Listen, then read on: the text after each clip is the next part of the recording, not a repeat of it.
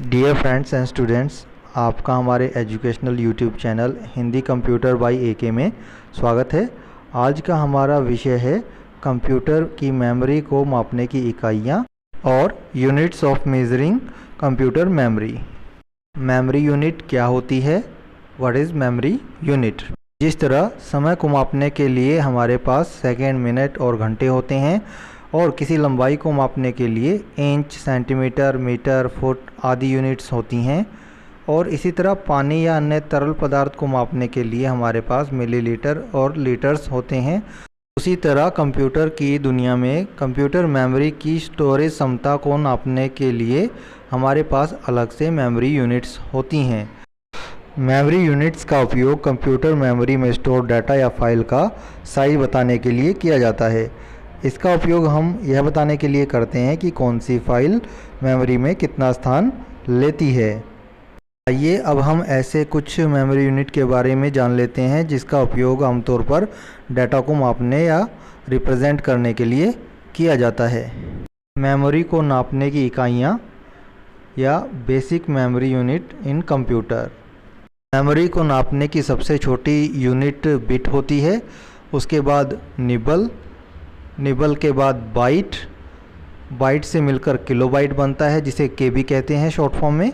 उसके बाद मेगाबाइट या एमबी, फिर गीगाबाइट या जीबी, उसके बाद टेराबाइट या टीबी, फिर पेटाबाइट या पीबी, फिर एक्साबाइट या ईबी, इसके बाद जेटाबाइट या जेडबी और फिर योटाबाइट या वाईबी। आइए अब हम इन मेमोरी यूनिट को और अच्छे से समझ लेते हैं और ये जान लेते हैं कि ये मेमोरी यूनिट आपस में किस प्रकार से एक दूसरे से जुड़ी हुई हैं। बिट शब्द बाइनरी और डिजिट दो शब्दों के कॉम्बिनेशन से बना है। बाइनरी का BI और डिजिट का T मिलाकर बिट शब्द का निर्माण किया गया है। अब हम इस बिट को और अच्छे से समझ लेते हैं। कंप्यूटर मेमोरी की सबसे छोटी इकाई बिट कहलाती है। कंप्यूटर में डाटा इलेक्ट्रॉनिक सिग्नल के रूप में प्रोसेस होता है और इलेक्ट्रॉनिक सिग्नल या तो ऑन होगा या फिर ऑफ रहेगा। कंप्यूटर की भाषा में ऑन को 1 से और ऑफ को 0 से दर्शाया जाता है, और इन 0 और 1 को हम कंप्यूटर की भाषा में बाइनरी डिजिट कहते हैं। बाइनरी डिजिट की शॉर्ट फॉर्म में इसे बिट कहते हैं। यहाँ से हम कह सकते हैं कि बिट बाइनरी डिजिट 0 या 1 को रिप्रेजेंट करता है या दर्शाता है। यहाँ कॉर्नर में जो आप 1011 एक नंबर देख पा रहे हैं, इसका हर एक डिजिट एक बिट कहलाएगा और यह पूरा एक 4 बिट का नंबर कहलाएगा। आइए अब हम इन मेमोरी यूनिट का आपस में संबंध समझ लेते हैं। एक बिट बाइनरी डिजिट 0 को या 1 को दर्शाएगी। उसके बाद एक निबल है जो वो 4 बिट से मिलकर बनती है। एक बाइट 8 बिट से मिलकर बनती है। एक किलोबाइट या केबी में 1024 बाइट्स होते हैं।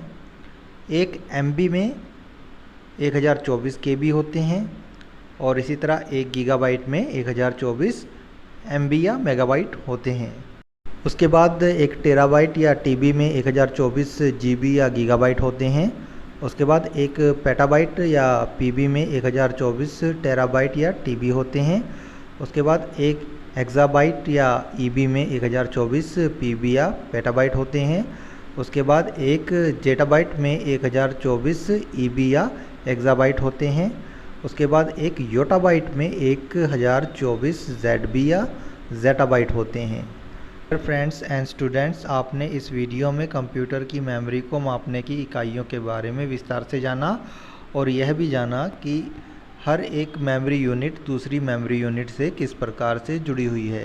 यदि आपको हमारी यह वीडियो पसंद आई हो तो इस वीडियो को ज़्यादा से ज़्यादा लाइक और शेयर करें, और साथ ही हमारी YouTube channel Hindi computer by AK को सब्सक्राइब करना ना भूलें। धन्यवाद।